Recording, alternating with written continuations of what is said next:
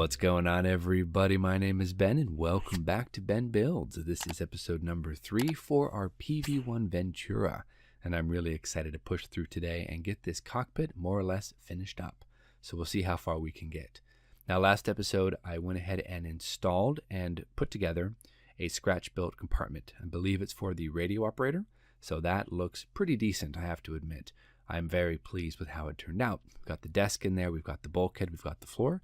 I even figured out a way to use one of the spare chairs in there, so it's really going to look cool. It's not going to be 100% accurate, but that's okay, because honestly, it's going to be as detailed as that area in there warrants, especially seeing as you can only really catch glimpses of things through windows and through that pass-through door. So I think we're pretty decent with what we have. Now we're going to move on to the rest of the cockpit. So we have to paint up some of the control panels, some of the consoles.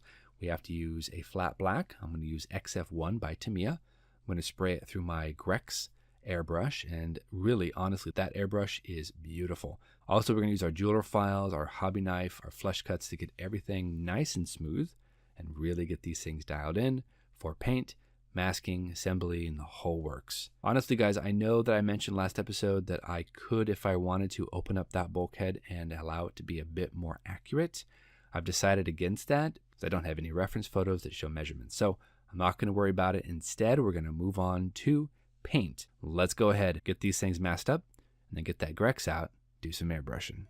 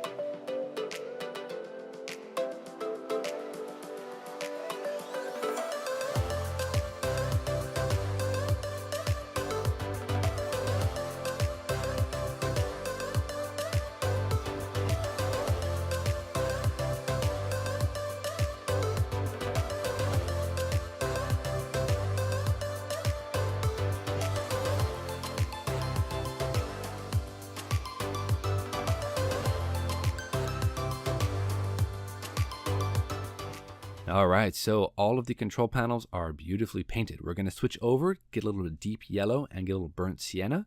And I've created this wood color, and we're going to actually paint the top of the rear desk with the wood color. I think that's going to be a really cool addition. Now, again, you're not really going to be able to see a heck of a lot in here, but doing this is going to allow it to have a little bit of contrast, a little bit of detail, because you will be able to see through the windows. And there is a side window right here that overlooks this desk. And if there was nothing in there, well, I don't think that would look very good. So we're going to stick with this. And I really like trying to create a wood finish using oil paints. I've done it a few times now on my World War I aircraft, both the Albatross and the Newport. And really, it's a lot of fun to try. Now that I have it more or less spread out, we're going to take a Q-tip and I'm just going to kind of wipe off the excess, giving it a little bit of grain pattern.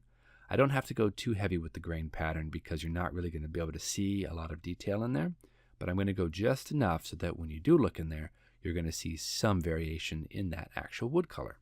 So I think this is going to be a really good move to make. Also, we talked about the chair last time, and the nice thing about the chairs is they do come with built-in seat belts here in the bottom of the seat cushion.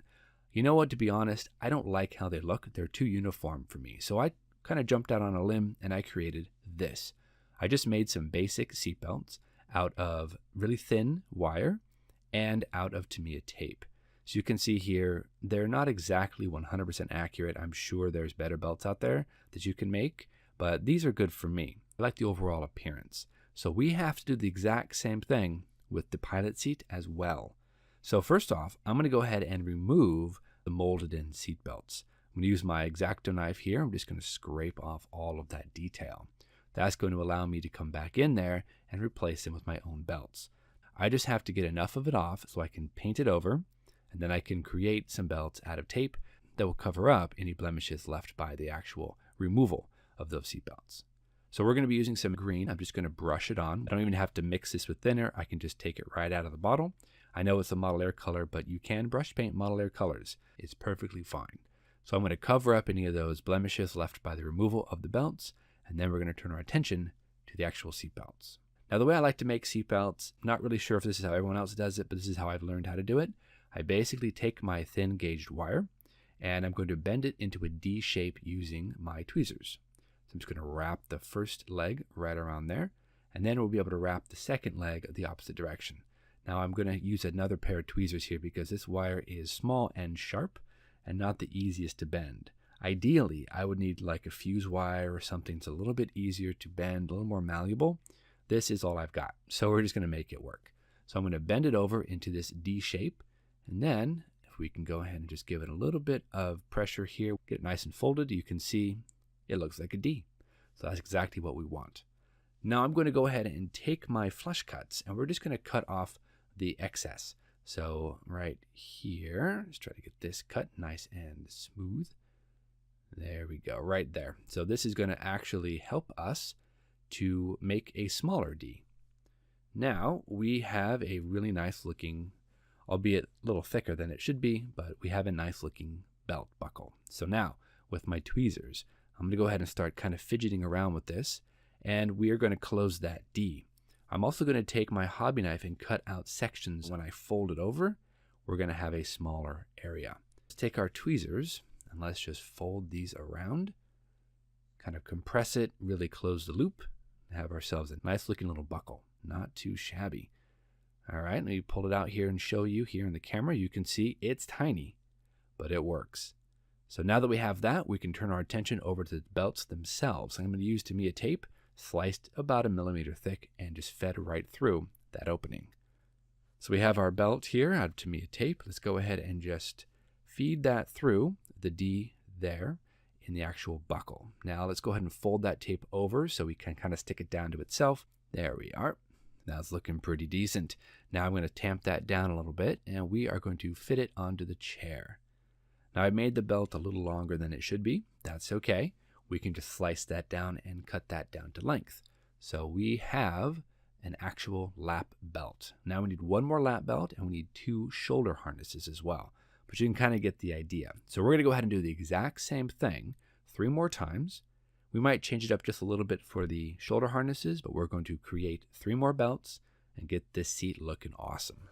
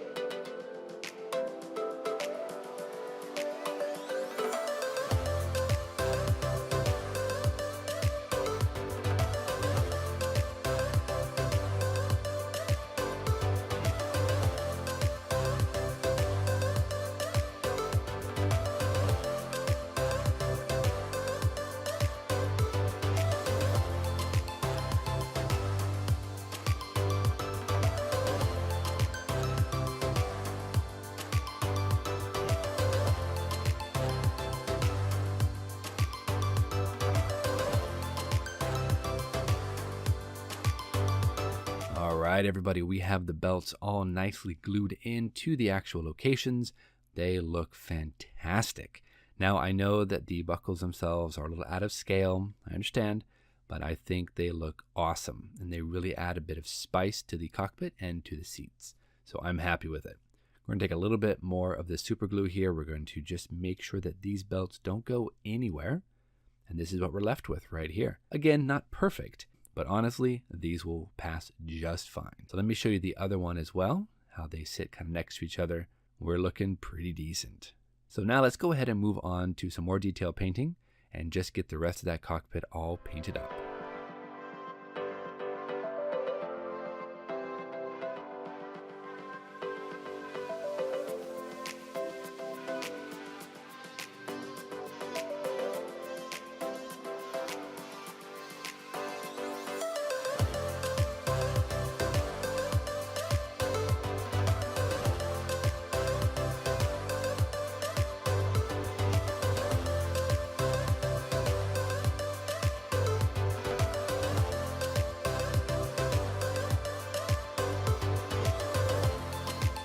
All right, everybody, so we are going to shift our attention over to the control panel, and I want to go ahead and detail up some of the gauge faces.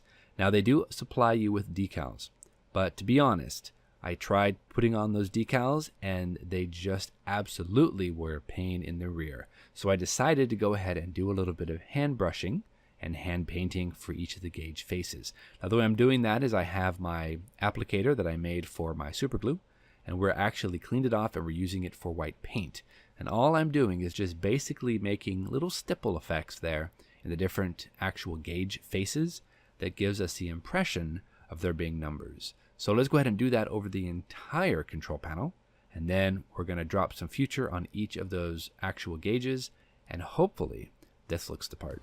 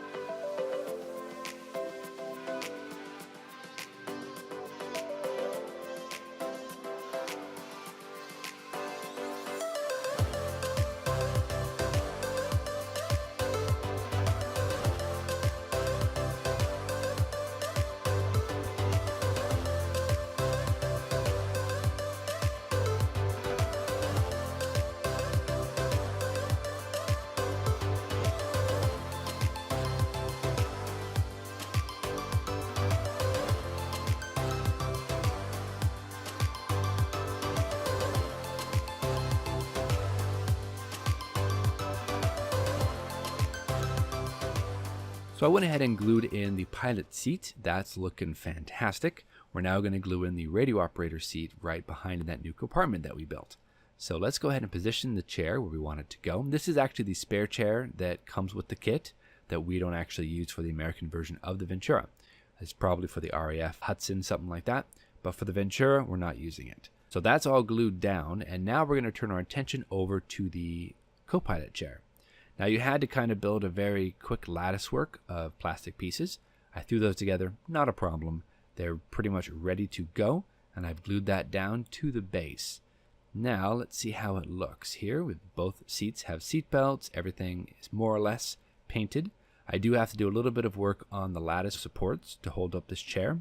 Those are all bare plastic right now. I need to go ahead and just drop a little bit of interior green on that, blend it all into the rest of it. Then, of course, I can come back, do a little powder work, get this thing squared away. Let's go ahead and install the actual flight sticks. There's actually 2 of them.